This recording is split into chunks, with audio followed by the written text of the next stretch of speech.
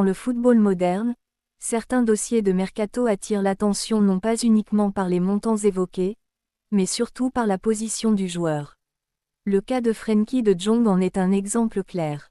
L'intérêt du Paris Saint-Germain pour le milieu du FC Barcelona s'inscrit dans une logique sportive compréhensible, mais la situation actuelle montre que ce type d'opération ne dépend pas seulement des clubs. Sur le plan du profil, Frenkie de Jong correspond parfaitement à ce que recherchent les grandes équipes européennes. C'est un milieu capable de contrôler le rythme du jeu, de progresser balle au pied et de participer à la construction depuis des zones basses. Sa capacité à résister au pressing et à trouver des solutions dans des espaces réduits en fait un joueur particulièrement précieux dans les systèmes basés sur la possession. Dans ce contexte, il est logique que le Paris Saint-Germain s'intéresse à lui. Pour le PSG, recruter un joueur comme Frenkie de Jong représenterait un renforcement important au milieu de terrain. Le club cherche depuis plusieurs saisons à structurer son jeu dans l'entrejeu, avec des profils capables d'apporter à la fois maîtrise et continuité. De Jong possède cette capacité à lier les lignes, à sécuriser la circulation du ballon et à donner du tempo à l'équipe. D'un point de vue purement sportif, l'intérêt est cohérent.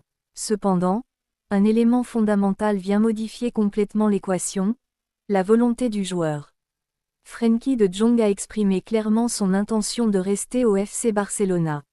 Dans le football actuel, cette position est déterminante. Même si un club est prêt à investir une somme importante, un transfert ne peut se concrétiser sans l'accord du joueur. Et dans ce cas précis, cette volonté de continuité constitue un obstacle majeur. Du côté du FC Barcelona, la situation doit également être analysée avec nuance. Le club connaît l'importance de Frenkie de Jong dans son effectif. Il s'agit d'un joueur clé dans l'organisation du jeu, capable d'apporter une stabilité technique et tactique. Sous la direction de Hansi Flick, ce type de profil est essentiel pour construire un système équilibré entre maîtrise et progression vers l'avant.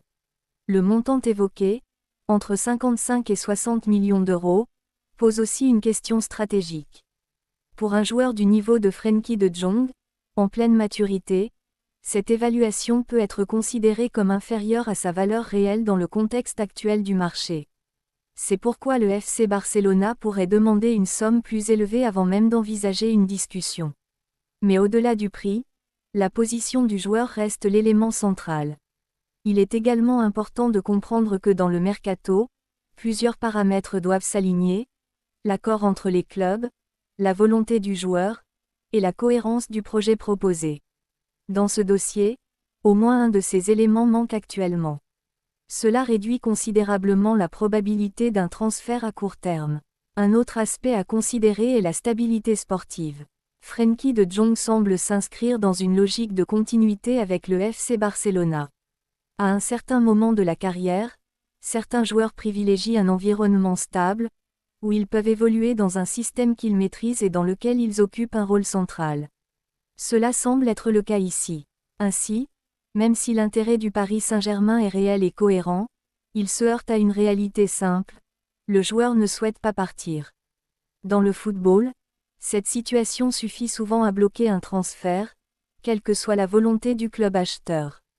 Au final, ce dossier illustre une règle essentielle du mercato moderne, les transferts ne sont pas uniquement dictés par les offres ou les intérêts, mais par un équilibre entre ambition, stabilité et choix individuels. La question reste donc ouverte, un club doit-il insister lorsqu'un joueur exprime clairement son souhait de rester, ou faut-il réorienter immédiatement sa stratégie vers d'autres profils?